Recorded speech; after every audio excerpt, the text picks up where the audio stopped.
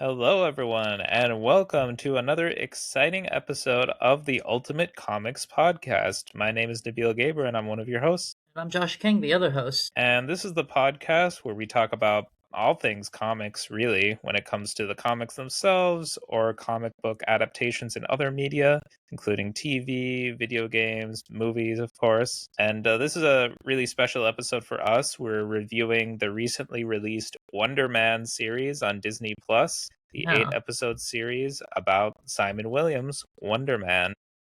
We put on our Wonder Bras, we took out our Wonder Bread, and we watched Wonder Man. Josh has been waiting to say that all week in the lead up to this recording, so I'm very happy that you got your moment, Josh. Thank you. I said, you know what? He texted that to me, and I was like, all right, you have to say that on the episode now. Well, what did you think of this series, Josh? What did you think of the show? I love this show. So I'll put caveats. I really loved the show. I did not think it was very superhero-y. If anything, the superhero stuff was kind of a distraction. It was very much a love letter to Hollywood and acting. Yeah.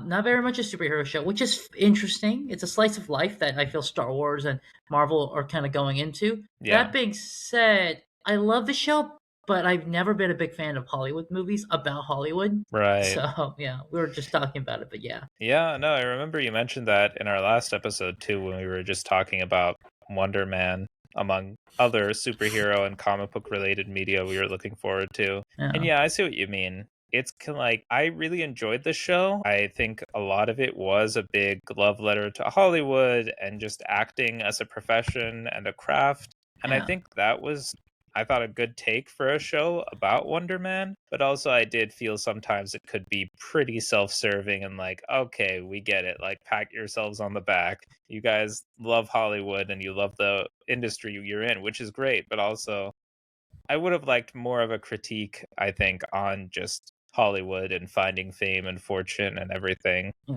I also don't know how purposeful it was. It was also a very political show, though I think it might have been like our Ultimate, or it may have been political by accident, where like things just happen to align a certain way. Yeah, some of it does seem a little too real. I think I know what you're getting at. Yeah. When it comes to the Department of Damage Control hunting down Simon Williams. Which is also hilarious because damage control is like a joke in the comics.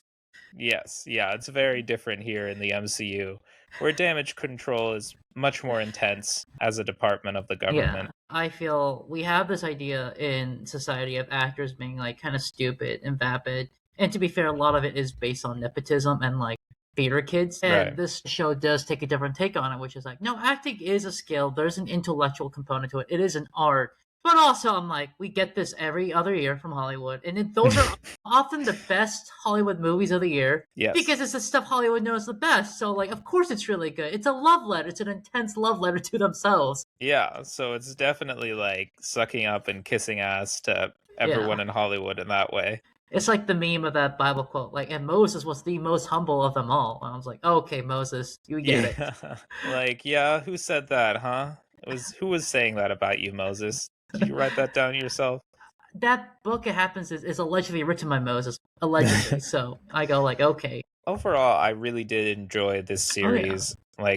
Like what you were saying, it was an interesting look at Hollywood and more as like slice of life. It felt, I liked how it wasn't necessarily a superhero show at all. Yeah. I feel like it was very different from the usual MCU fare, which was very refreshing for me. Oh, yeah. I found it cool that it was just about a guy trying to break into Hollywood and to be an actor and to find success and in his profession. But he also happened to have superpowers, which is how it ties in. And I think especially for a Wonder Man series, considering in the comics Wonder Man is a superhero and a Hollywood actor, it's very fitting how they did this. And I think it was really cool how they managed to do a very grounded, like down-to-earth story about a young actor who is mentored by an older, more experienced actor as he tries to break into Hollywood, and about the relationship between Simon Williams and Trevor Slattery, who returns after appearing in Iron Man 3 and Shang-Chi, which was very exciting. I think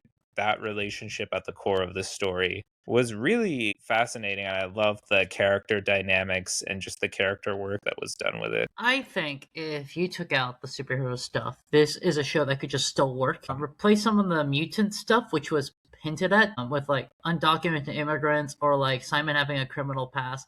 You could basically just copy paste the show into like a different show.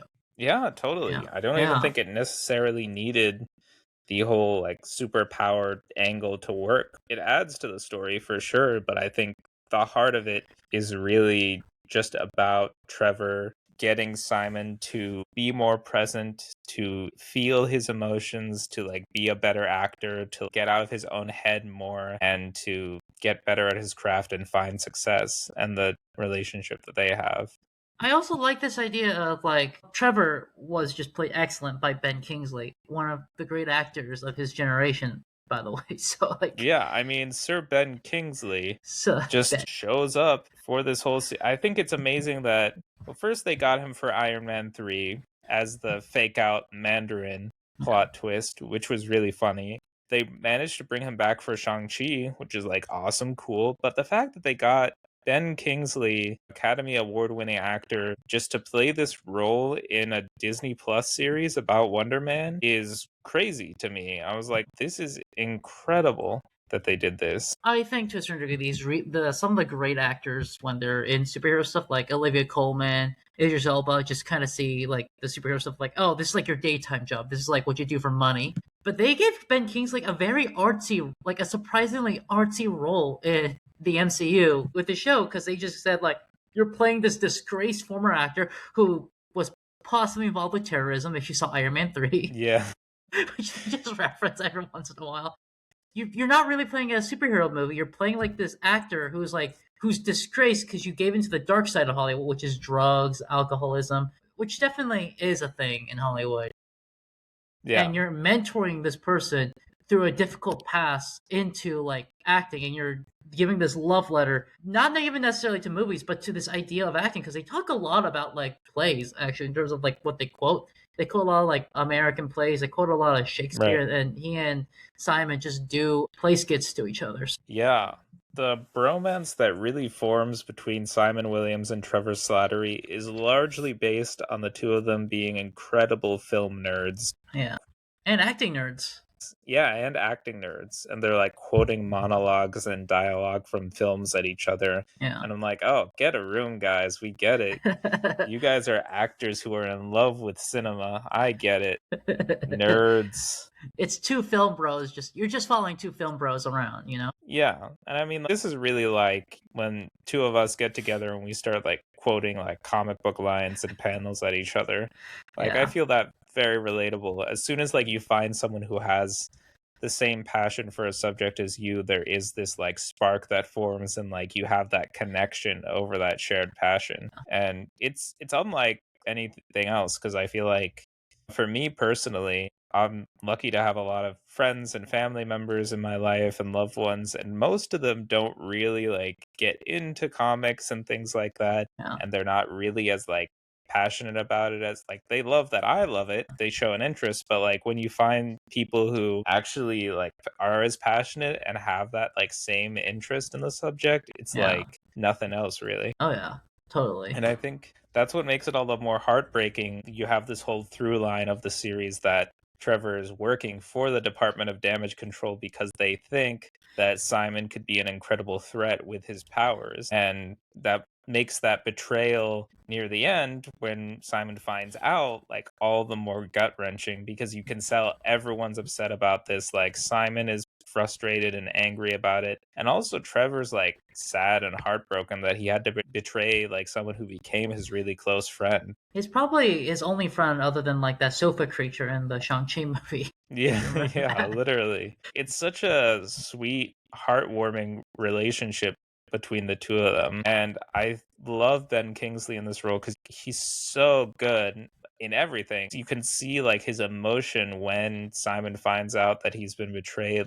It looks like Trevor's like about to cry himself because he's so sad and like heartbroken that he betrayed his only friend like this. I feel Trevor in the MCU has kind of been this joke character until now, or now he's like this fully fleshed out character with like love, with loss, with like a troubled background and a history, and you could just see so much of him. And like you just know so much more of him. There's just so much depth to him. Like we know about his mother. We know about like you said, the betrayal he feels when he has to reveal that like, yeah, I was informing on you for damage control.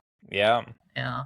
No, who would have thought that like the joke Mandarin from Iron Man 3 would become like a fully fleshed out character and we would actually like him and feel stuff for him? Yeah. I mean, it's like, well, the writing says it all, but also like Sir Ben Kingsley is just absolutely phenomenal in this role. It's insane that they just were like, "Hey, do you want to do this Disney Plus series about Wonder Man?" And he's like, "Yeah, sure, why not?" I bet they also say, "Oh, it's not going to be like a super comic-y movie. It's mostly going to be like an artsy look at like, what's the word? Like acting as a thing." And all these actors jizz themselves when they go like, "It's a movie about acting. Sign me up. I want to talk about Yeah. how awesome and like actors are like the knights of culture." And I'm like, okay, there. Calm Yeah. your horses down. The Like acting budget in my high school had a bigger budget than football. Calm your horses. they were all like, "What? We get to like wank off our own profession and our industry?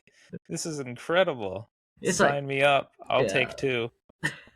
I also did like, which is something I don't like a lot about Hollywood movies, but this one did actually do, is it actually shows off LA outside of Hollywood. Like he goes to Yep. Pacoima, which is like, I saw it, and I actually had to Google what Pacoima was because I didn't know what it was, but I was like, oh, this is near where I grew up as a kid. And like the suburban area full of like different immigrant communities, which is something Mhm. like you don't see a lot of stuff about LA, but if you live in LA, you see a lot of. Right. And you actually have to like live here a bit to kind of see because a lot of people just move here after college just to try acting or something out or sometimes tech out, and they don't really see like a lot of the nitty gritty of LA, these immigrant communities and stuff like that. But this show does show a bit of it off, which is why I get a little frustrated. That 1 second they're like LA is a small town, everyone's either a dreamer or they made it. And the next day they're like, "Oh, here's this immigrant town where people are selling food and insurance," and then they go back to like it's a small town full of actors, and I'm like, no, it's not. It's a Hollywood's a small business, but most of the people are like these Haitian American immigrants who just have regular jobs and wear polo shirts to work every day. You know? Yeah. Yeah, not everyone's trying to break into Hollywood. Yeah. If you did, by the way, and you're listening, it's no shame. It's a lot of people have tried to break into Hollywood, succeeded or failed.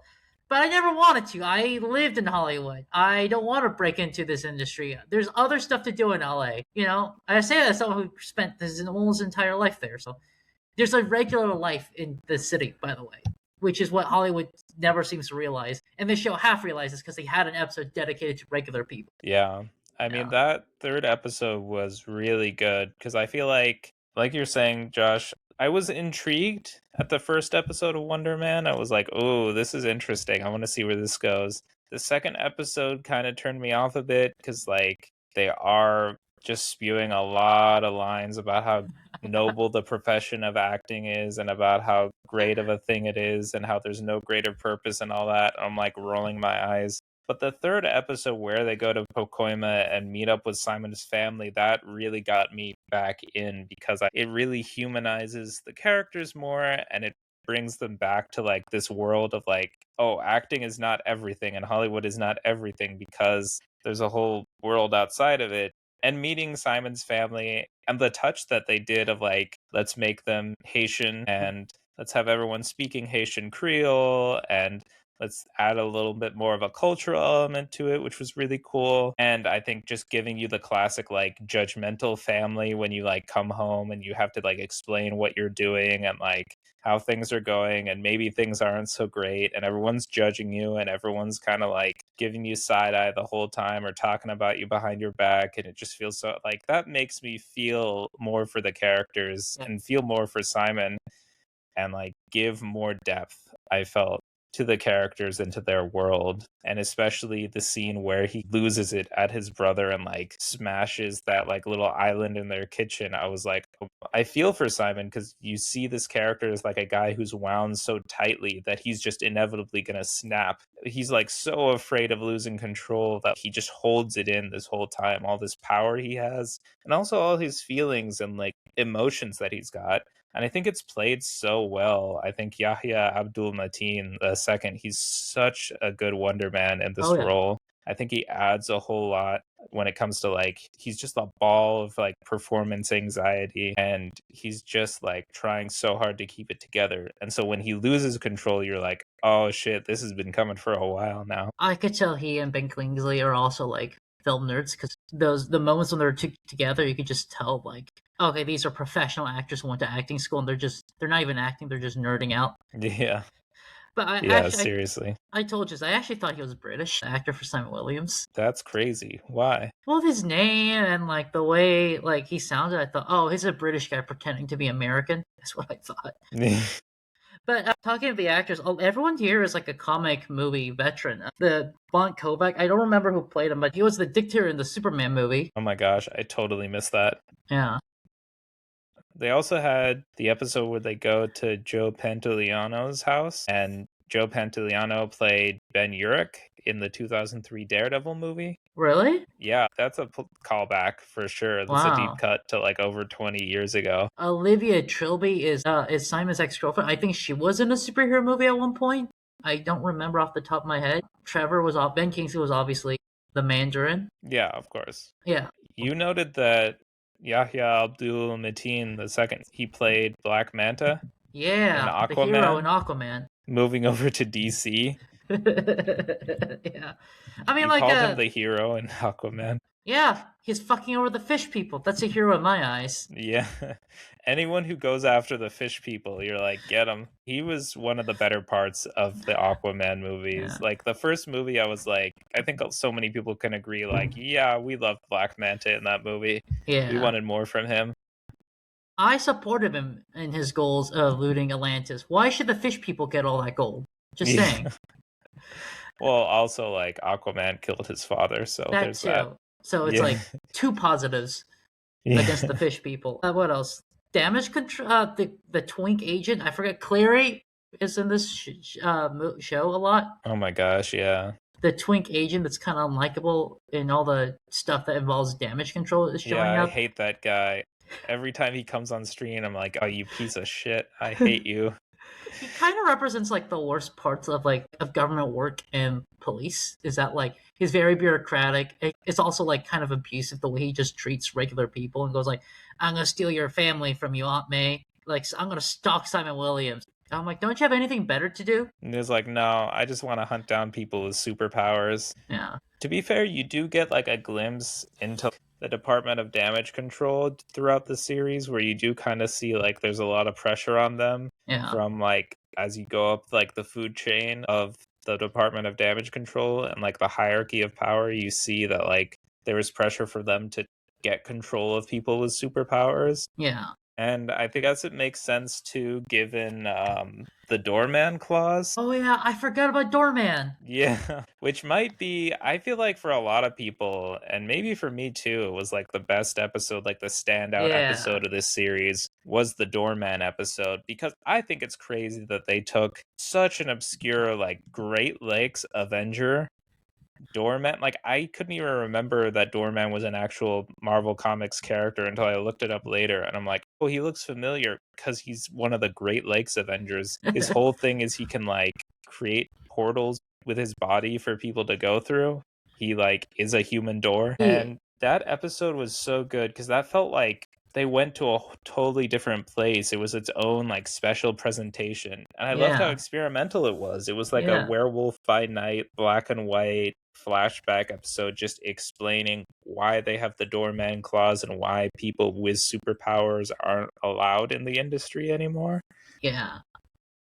And I think it's hilarious that Josh Gad played such a big role in that story too. That was so good. I kind of feel bad for him though, because I think he showed up to Disney. It's like, could I get like I'm in Disney movies? Could I be in a Marvel movie? And they're like, yeah. And he finds out you're not a hero. You're not a villain. You're just gonna play yourself, and you're gonna get eaten by Doorman of all people. There was like an interview with Josh Gad where he was like, yeah, I was hoping I was going to play a superhero, but I got to do the next best thing, which is just play myself.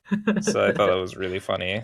I was like, yeah, it was a really cool role. I think it's crazy that they lost Josh Gad because he just went through into the doorman and never came out. And that's the whole reason why people with powers cannot make movies anymore, can't be in Hollywood. Even the doorman episode, like you could say, it was very experimental. I thought, like, I almost forgot, oh, this is a Marvel show. I Yeah. honestly almost forgot, even the doorman episode. And as a kid, I knew who Doorman was because I was having a fight with a friend over comic books, and he said Doorman's awesome.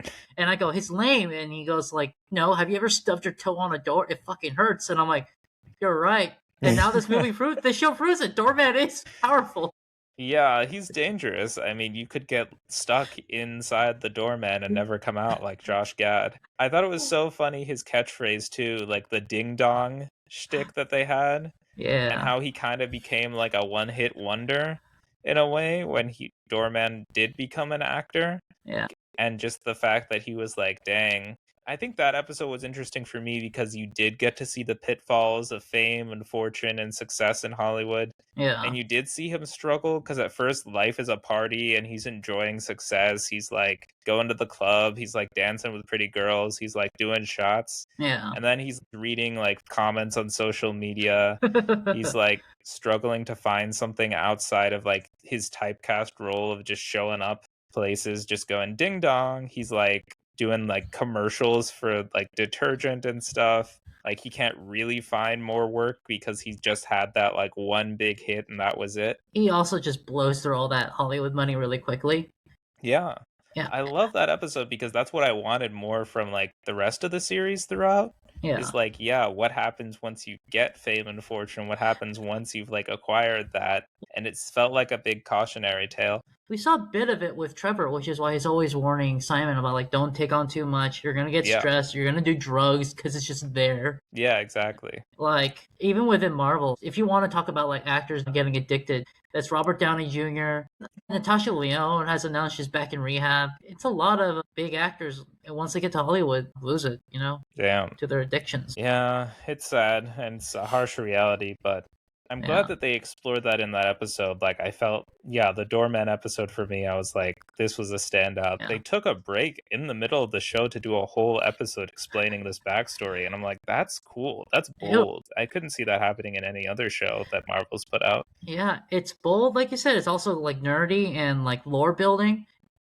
So I grew up. I'm sorry if I say it way too much. I grew up in LA, but I feel in this episode it's very relevant. I grew up with a lot of teachers who like were former actors or have tried their hand in acting, and some of the older ones had stories of like different clauses. I don't know how active they are still in Hollywood, but there were always these different clauses when they were younger, when they were starting off in acting, about like who could work, who could not work. And as an Asian American, as like a person of color who grew up in LA, I wasn't really involved in the acting, but like I like little bits like seep through if you live in that city or in that area. And you often hear like Hollywood is like kind of one of the places where you go like there's still weird racial and family clauses that aren't there in most businesses. So I guess with current policies they might come back where like they go like 70% of the cast has to be white if they're on camera, or it can't be two Latinas in a show or two Latinos in a show. That was like a big one because I know like if you ever watch the behind the scenes of Brooklyn Nine-Nine, they talk about it. So that clause just kind of brought me back memories of these older people talking about these clauses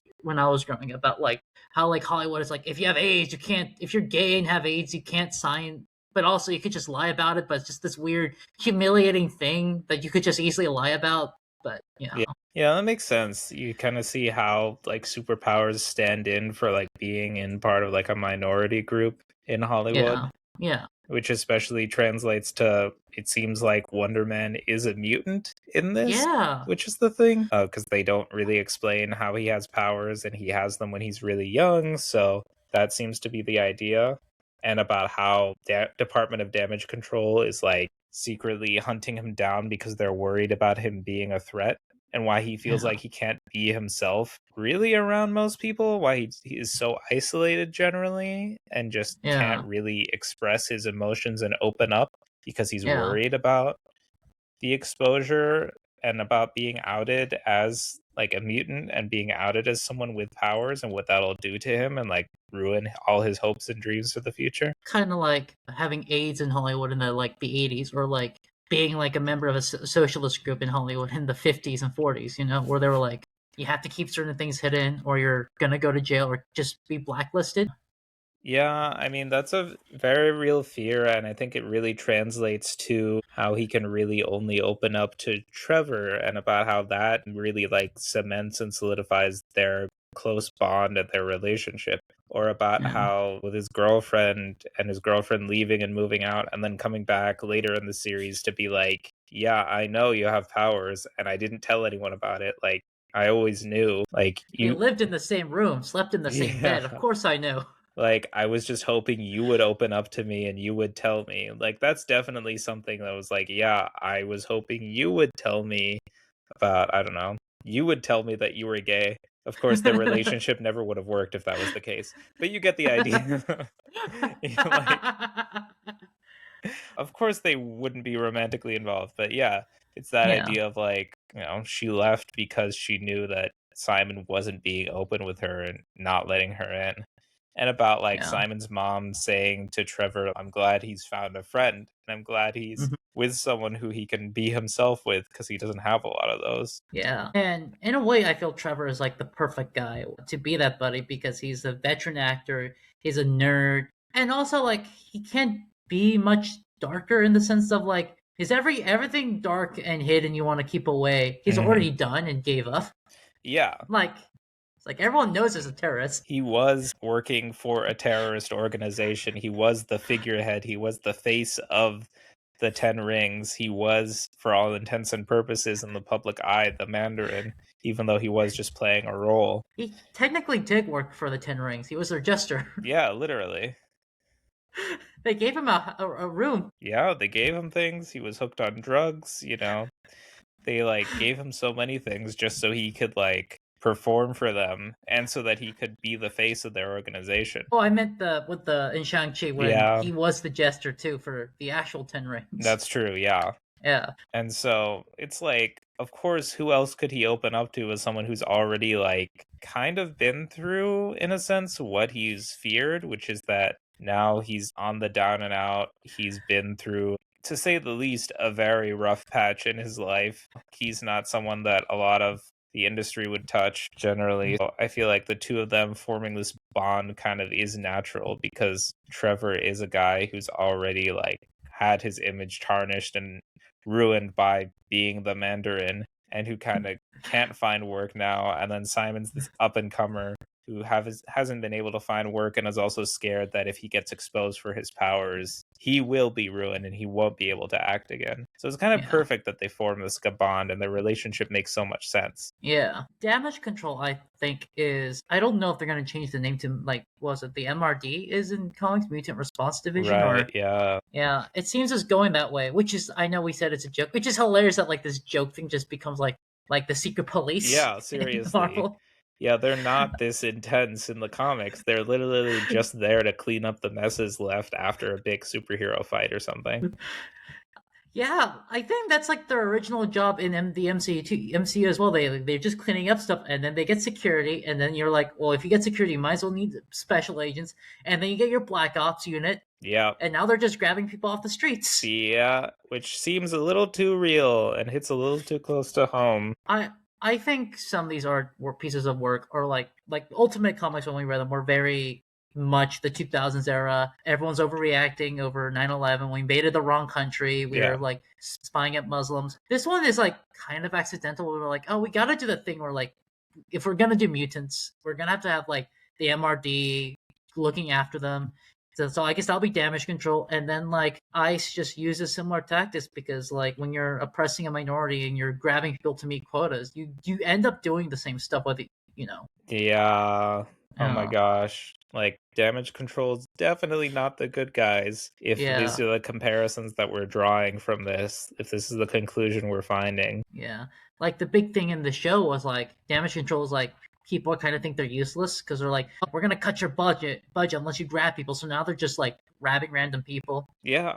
They're literally Yeah, like, and they're going after the most harmless people. Like, Simon Williams is not a threat. Trevor is not a threat. They went after him too. Yeah, like Trevor, I mean, he didn't serve his full sentence, to be fair, so. Yeah, But they did then use him to spy on Simon Williams. And I think it's also interesting that they are now like for all intents and purposes, the Mutant Response Division because it's fitting since they showed up at the end of Ms. Marvel, the Disney Plus series as well. And Ms. Yeah. Marvel being brought in as a mutant in the MCU. I think that's an interesting way that they're going as they like slowly but surely start the mutant saga inevitably in the MCU and Yeah. bring in the X-Men. I have a hot take about mutants. Yeah, what's that? I think the way the MCU does it makes more sense because people have always complained about like why in Marvel do you have the Avengers who are like the Fantastic Four who are like and you have like the mutants who are just kind of shunted off and hated and they're basically written in like a separate universe sometimes basically. Yeah. And here the Marvel MCU kind of by accident because they didn't have the rights to them is kind of doing it in a more digestible manner where you go like no like people are just swallowing the fact superheroes are a thing and like mutants and people are just kind of getting scared of them now that they're realizing there's more and more of them. So, yeah, that's true. Yeah. And these agencies that were founded by the Avengers to clean up their mess are now being like, now they're targeting like superhero people or grabbing them for stuff. Yeah, exactly. Because of the slow rise of mutants and because of all the damage that's been done in the past by heroes like the Avengers or Spider-Man. They went after Spider-Man too. Yeah. Also, Agent Cleary, like I don't think he's liked in damage control because he's in New Jersey, then he was in New York for the Spider-Man movies, and now he's in LA, and I'm like, he's that guy that they don't like, so they're just shifting him across different states. Yeah, they're just sending him back and forth between East Coast and West Coast. Like, we don't know what to do with you. Go on this wild goose chase for this aspiring actor. Yeah, he's not like bad. He's not great at his job. He never really succeeds grabbing Spider-Man or Miss Marvel. He kind of succeeds because, spoilers, at the end, Simon destroys a building, and right when Cleary's going after him, Trevor releases another Mandarin video saying he's sick of Hollywood capitalism, so it's really him. So Trevor grabs him, and Cleary gets promotion from the director because they're like, you grabbed Trevor. And Cleary's like, that wasn't my purpose, but I'll take the promotion. Yeah, he's like, I'll take it. That is also such a great moment from the series. Like, it's so touching and heartwarming to see. You can tell Trevor is like so heartbroken that he betrayed his only friend, Simon, and he's trying to make it right. And he sacrifices himself for Simon and kind of like takes the fall. He like falls on his sword to make sure that Simon is okay and covers it up completely. Like, he totally backs him and just goes full Mandarin, which was really fun to see. First of all, like to see him do the Mandarin routine again. What a callback to just like go full on Mandarin performance like he did like 13 years ago, which is insane that it was that long ago. Oh, damn. I remember watching that movie in high school. Yeah, I watched it. I was like 20. A freshman in high school when I watched Iron Man 3. And now I'm like 28 years old. It's crazy. I love how the legacy of the third Iron Man movie is now Trevor. That's the big legacy of the Iron Man movie. That was like the big contribution, was giving us Trevor Slattery, because then we see him in Shang-Chi and then we see him in Wonder Man. People also forget Rebecca Hall, great actress, is in Iron Man 3. Also, there's so many references to Ryan Murphy in American Horror Story, and I told this to Nabil. I'm not the biggest fan of Ryan Murphy, so because you don't like Glee. I didn't even know he made Glee, but no, I'm not the biggest fan. I love Glee. Thank you, Ryan Murphy, for giving us Glee. Look, Glee's not the worst. I just don't like the way he writes people. I don't know if it's him or I don't like the costumes he gives to people. I don't like the way he writes women. And I think now that it's off the leash, he just writes the most insane stuff. Yeah. I mean, he does write really unhinged stuff. Like, as much as I love Glee, I feel most of it is just for the fun of it because Glee is delightfully unhinged throughout its 6 seasons. And that's the fun of it. 6 seasons? Yeah, it's 6 seasons of a network show. So those are like 22 episode seasons. Damn. Yeah. It's wild, and they sing throughout the whole time, so that just adds to the fun. I've just outed myself, but I'm a huge Glee fan. You can thank my fiance for introducing me to Glee in the first place, and now she has created a monster because I listen to Glee covers all the time.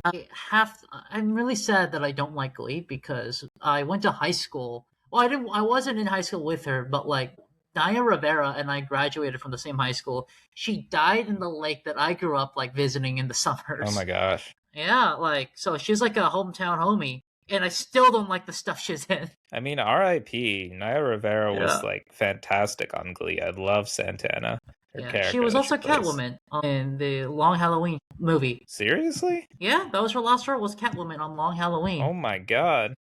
I Yeah. gotta watch this movie. You never saw Long Halloween the movie? Nah, because I read the comic and I'm like, The listen, it's man, different from the comic. It's really good, and they actually changed the ending for the they movie. changed the ending? I love The Long Halloween. Why would they change the ending? So nerds like you who read the books don't go like, I'm not gonna watch the movie because I know what happens. They changed it. All right. I'm gonna watch it. I swear. Naya Rivera is Catwoman. It's her last role, and they released it after she died because she pre-recorded all the lines for the movie before she drowned. Dang. Yeah. Yeah. Well, No, RIP. We lost a great talent. She's a fantastic actor and she singer. is. She's a great actress. She was also like a big LGBT person in show, and that she played an LGBT person, and after she came out, but I just don't like the stuff she's in, and I'm really sad about that because I'm like, man, I can't even show love for like this person who went to the same high school, grew up in the same town, You didn't like The Long and Halloween? I like the Long Halloween, but that's kind of it. I don't know what else she's in other than Glee, and I didn't like Glee at all. Oh, well, Glee is her big claim to fame, so. Yeah, and I don't like it. Well, Doesn't like the last two seasons, they're not even in the high school anymore. It's not even about Glee or the something. last half of the show, like half of them aren't even in high school anymore. It does Yeah. go downhill after season 3, I'll tell you that. Yeah. What else? Ryan Murphy. I'm not a big fan of American Horror Story. I think the first three seasons were great, and then he just gets more and more unhinged. Yeah, I never watched it. He's making some new shows now. I don't really like the costuming on the women on that show. It's if everyone dressed up as like Melania Trump or some other unhinged model, Oh my and gosh. where no one bats a single eye about like, hey, most people don't show up to work in a purple suit, okay? All That's right. my Well, complaint about these are Ryan fair Murphy. critiques. Yeah. I've never Yeah. seen anything that he's done outside of Glee, so First three seasons of American Horror Story, everything else is unhinged. yeah, oh, that's fair. Yeah. Yeah, I don't even know where we were beginning, Yeah. but that's my rant about Ryan Murphy is I'm not his biggest fan. I think he's a good ideas guy, but the problem with unhinged ideas is the guy who comes up with the ideas shouldn't be like writing the ideas out. Yeah. Probably need someone else to like look things over and clean things up a bit. Yeah. But I think what was interesting about this show was I thought more of it would be focused on just making the Wonder Man movie, since it seemed like it was all about doing the remake of this Wonder Man movie. But so much of Yeah. it is really about getting to that point, and I'd have no problem with that because the core of the show is Simon and Trevor. Hmm. But I really enjoyed the callback episode as well when they go to the director's house, mainly because you can see that Simon is holding back a lot and he's trying Yeah. so hard to like keep things together. And one of my favorite moments is when you have that scene where he like snaps and like punches a hole through this guy's head, which was so shocking and brutal. And then you're I did like, not expect it. yeah. And then you're like, oh, thank God, that was a dream sequence. That was a nightmare he was having. Like, this is his worst fear come to life. He like snaps. He's in the moment. He's present, like Trevor's telling him to do, and he just snaps. And I'm like, yeah, I can see and understand why Simon is so tightly wound and why he doesn't engage more with the moment and feel his feelings because it's dangerous. I get it. So that was a really good moment. And I think especially the moment where Trevor kind of like talks to Simon one on one and like Yeah. gives him that whole line about like, you are the sum of all your experiences, all the good and the bad and the pain and the heartbreak and the loss. Like, you need to feel that and channel that in a way that gets him to like do it calmly and still engage with the present, which I think is awesome. Yeah.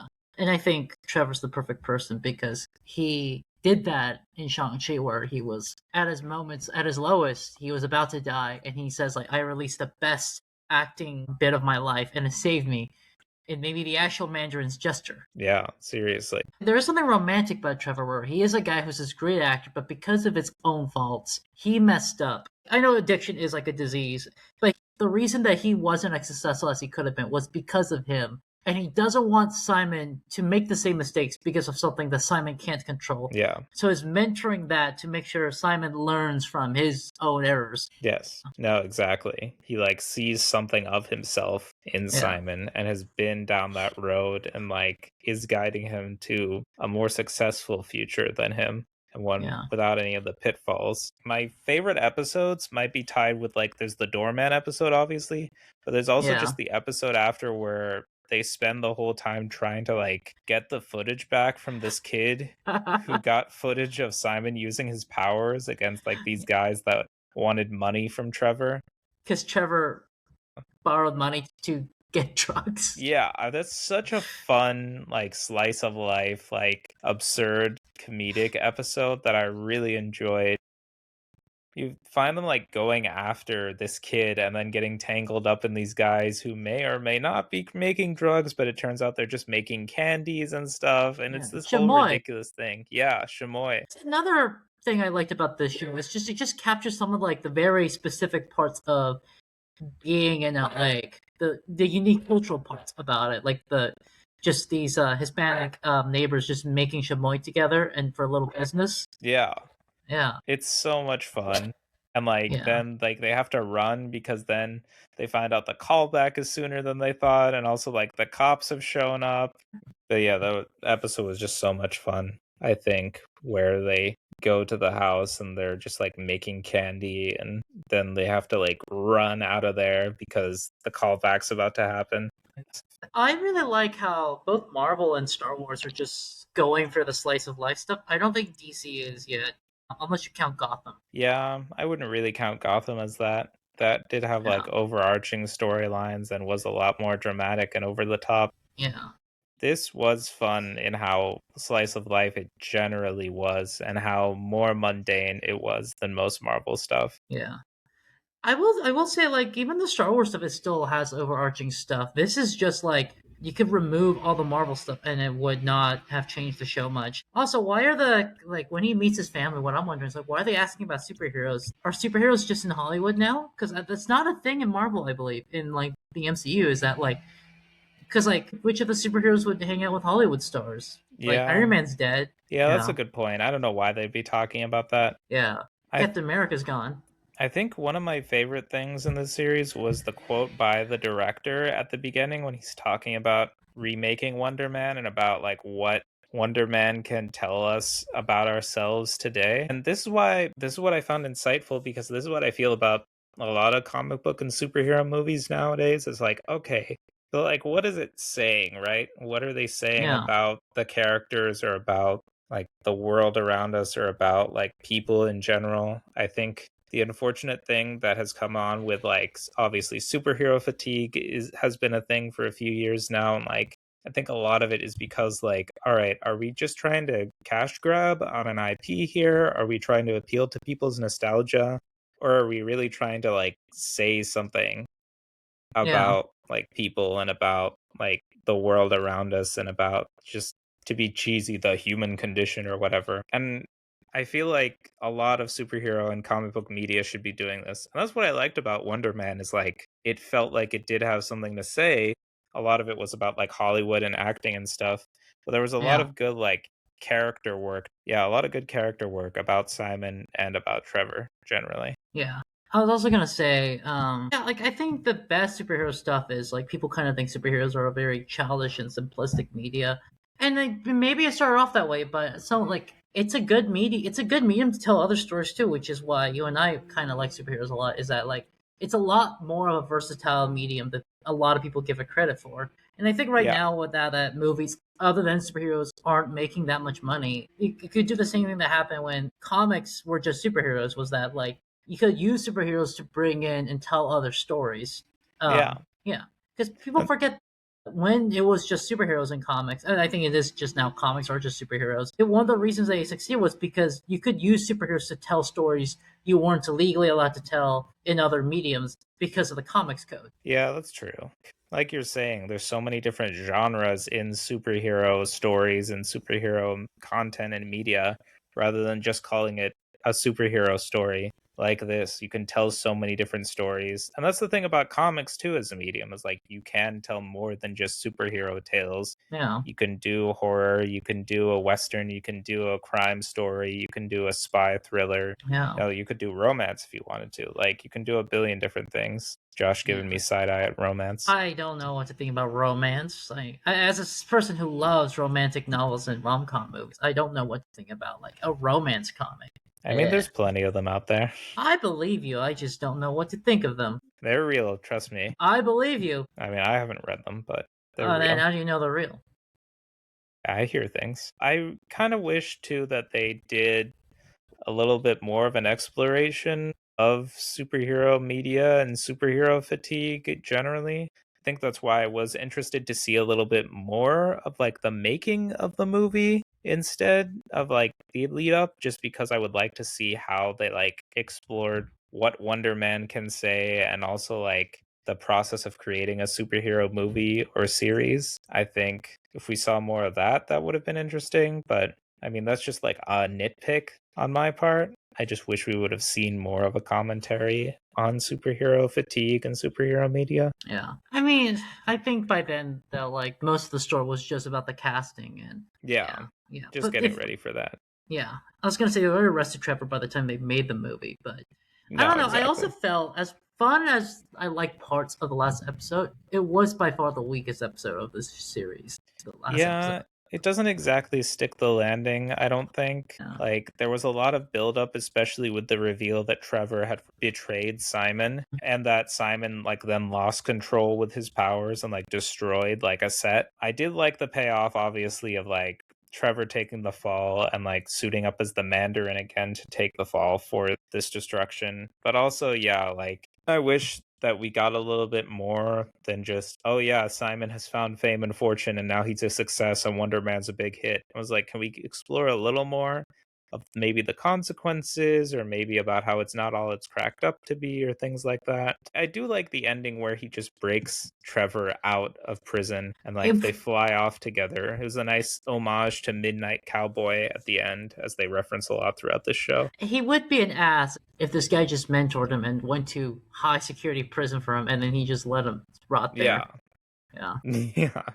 He's like, yeah, you can take the fall. I'm going to enjoy the premiere. You know, all that acting good life that you were jealous you missed out on? I'm going to enjoy it after you mentor me. Fuck you, Trevor. Yeah, like, thanks for taking the fall. Now I'm going to reap the benefits of your sacrifice. See you never. You know, the whole idea that this undocumented immigrant or metaphor with Simon doesn't work when you realize Simon actually is potentially dangerous because he had like a freak out and he destroyed a building. Yeah, like, that was pretty dangerous, and why he should probably potentially find a school that can help him manage his powers. Old. It's too old. Hey, you're never too old to learn. I think you're a little too old to go to. Oh yeah, I forgot that when we read Ultimates, Wolverine was just a student at that school. Yeah, I mean, you're never too old to go back to school. True. Depends on the country, I think. Yeah, I mean, fair. But I'm sure the tuition at Xavier's isn't too high. It's Westchester. I don't know, man. As someone who's looking at Westchester, just because my work might be there, it can get a little pricey. Yeah, you're going to go into serious debt at Xavier's Institute. Also, Westchester is like cheaper than a good chunk of New York City, but yeah. Yonkers is in Westchester. We'll just forget that. Is it cheaper than Albany? Nothing's cheaper than Albany. Like $350 to $450 for like downtown rent is like, okay. I've met people who are like, Albany downtown can be expensive, and I'm like, dude, like, I looked at Albany downtown rent. A decent apartment in downtown Albany is like 10 times cheaper than anything in LA or New York City. Yeah, well, the ending is a little abrupt, but I do like how they end on like a high note of the two of them like flying out of prison together and like making a run for it as best buds. I also like how Simon breaks him out, is that he comes in, he pretends to be shadowing someone to be for an acting project in Colorado, and then like just like, hey, let's do like you just give me a tour, I'm just pretending to be a new worker. Yeah, I mean, it was a very elaborate setup. Like, I was so confused at first as to what was happening, but I like how they like gradually built up to what he was doing. It's like, okay, so he's shadowing this guy, and he's just in this small town, and he's Colorado. with this family. It's like Colorado, New Mexico, Arizona ish area.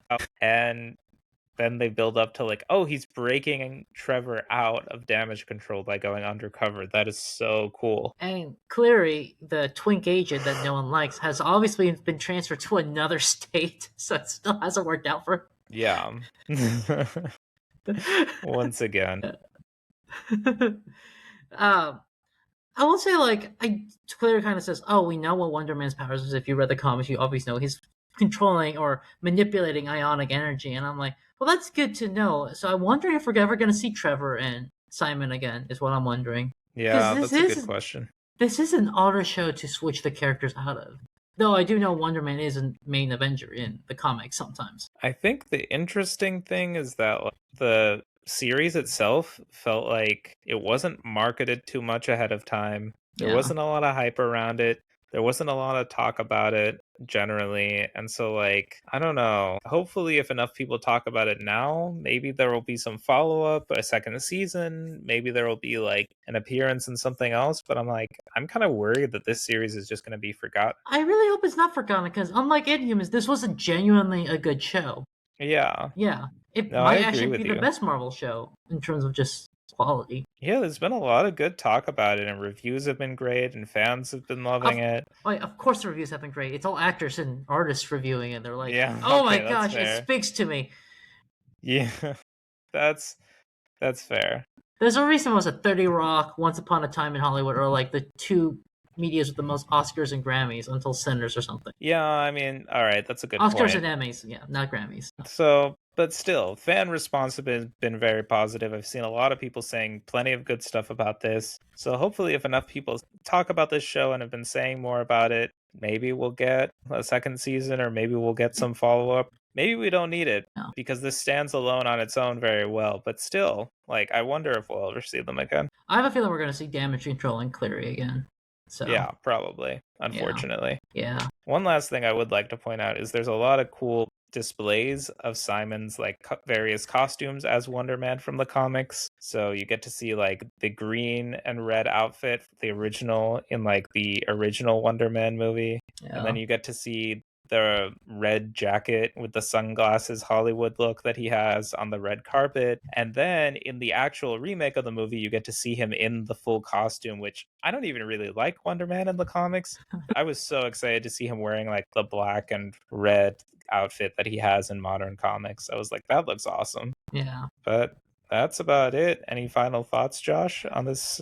No, great series. I love anything that shows real LA, and also, in spite of the self-indulging, masturbatory nature of anything involving Hollywood and acting, it's still a great show. Yeah, no, it was great. Yeah, it had its issues, like we discussed, maybe a little self-serving for Hollywood and acting generally, but it was a fun, different, like unique take on characters in the MCU and that world, and I think anyone could really watch it. You don't even need to be a fan of Marvel or the MCU. Like, it's so easily accessible. Kind of like WandaVision in that regard. Maybe not like WandaVision, but still, it is different in a lot of the ways that WandaVision is different from most of the MCU and subverts a lot of your expectations as to what this is going to be. Yeah. Next time, we're going to talk about just the current comics that we're reading right now. Yeah. Or maybe I will introduce Josh to some current comics that he should catch up on. I do need to catch up. So we'll be talking a lot about that next time. It should be really fun. Maybe some absolute DC, maybe some current Ultimate Marvel. And we've also been hearing back from a few people who are sad to hear us stop talking about Ultimate Marvel. But I just want to reassure people that it's a little bit of a break, but we will still cover Ultimate Marvel on occasion. We will get back to that. Trust me. We want to get to Ultimates 3 and Ultimatum as badly as you do. Yeah. It is Ultimatum. People are just going, I want to see Ultimatum, where like Marvel just says fuck it and just destroys that universe. Yeah.